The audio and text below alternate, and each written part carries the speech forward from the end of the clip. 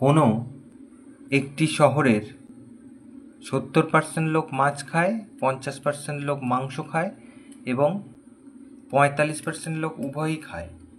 শতকরা কতজন লোক মাছ মাংস খায় না? তাহলে এটা একটা খুব ভালো প্রশ্ন।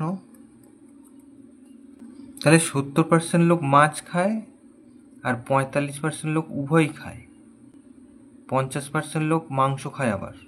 তাহলে শুধুমাত্র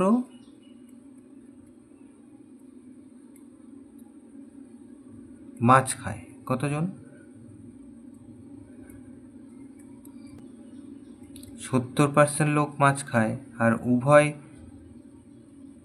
উভয়ই খায় হচ্ছে 45%।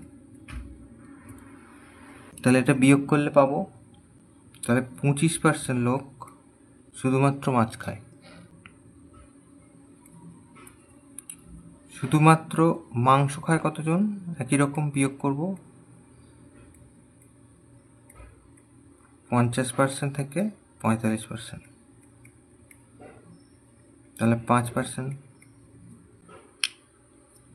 তাহলে এবার শুধুমাত্র মাছ খায় 25%, শুধুমাত্র মাংস খায় 5%, আর উভয়ই খায় হচ্ছে 45%। তাহলে এবার লিখব মাছ অথবা মাংস অথবা উভয় খায়।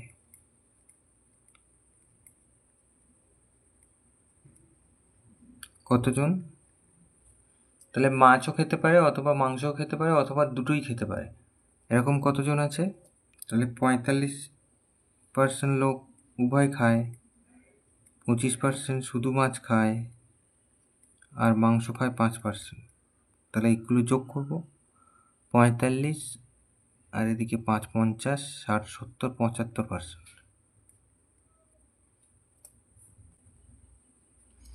তাহলে এবার মাছ মাংস খায় না কতজন? টোটাল 100% হয়, তার থেকে 75% বাদ, তাহলে 25% হচ্ছে উত্তর।